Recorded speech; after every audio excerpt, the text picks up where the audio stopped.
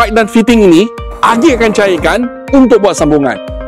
Cairkan bukanlah semua, cuma bahagian dalam dan juga bahagian luar pipe saja. Jom kita sambungkan. Bukan cair pakai api tau, tapi korang kena pakai yang ini. Korang kena pakai PPR Fusion Welding Machine. Apa benda PPR tu? Itulah, korang mestilah kena tengok video Agi yang sebelum ini. Langkah 1, sediakan atau pasangkan die atau soket mengikut saiz diameter pipe dan fittings yang kita nak sambungkan. Sebagai contoh, ini adalah pipe 25mm. Mestilah korang nak pakai soket 25mm yang sesuai. Soket ini ada dua jenis. Yang ini dipanggil female untuk mencairkan bahagian pipe, manakala yang ini pula dipanggil male untuk mencairkan bahagian fitting.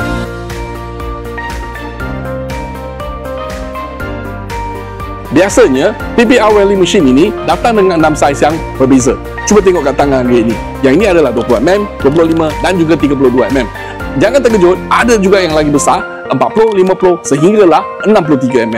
Langkah kedua, pasangkan U-bracket untuk memudahkan proses pemanasan.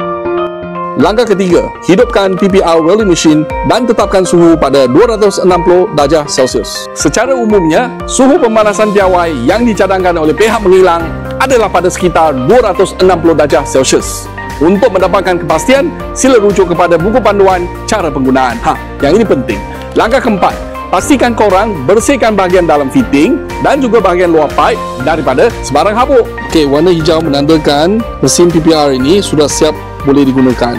Sebelum kita mulakan proses pencairan PPR, korang kena rujuk kepada jadual pemanasan yang disarankan untuk mendapatkan kekuatan cantuman yang paling optimal. Sebagai contoh, untuk sambungan pipe PPR 25mm, anda memerlukan tempoh pemanasan selama 7 saat, diikuti dengan masa sambungan ataupun penetapan 4 saat, diikuti pula dengan proses penjujukan selama 2 minit. Langkah kelima, masukkan pipe pada bahagian female side, fitting pula pada bahagian male side. Tunggu selama 7 saat dan tarik keluar tanpa memusingkan fitting ataupun pipe. Langkah ke-6, cantumkan dengan segera tanpa memusingkan pipe ataupun fitting. Yang ini, ramai yang buat silap. Selepas proses pemanasan tu, apabila nak masukkan pipe ke dalam fitting tu, dia orang pusing-pusing, putar-putar tu. Cara ini tak betul. Biarkan seketika selama 4 hingga 8 saat untuk proses penyujukan dan pengerasan sepenuhnya kena rujuk kepada jadual pemanasan. Begitulah kaedah penyambungan pipe dan fitting PPR dengan menggunakan PPR welding machine. Senang aja kan?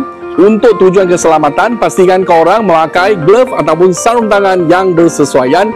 Kalau korang ada apa-apa soalan, tanya aja Agi. Saya Agi dari TKS Hardware. Kita jumpa lagi dalam episod yang seterusnya.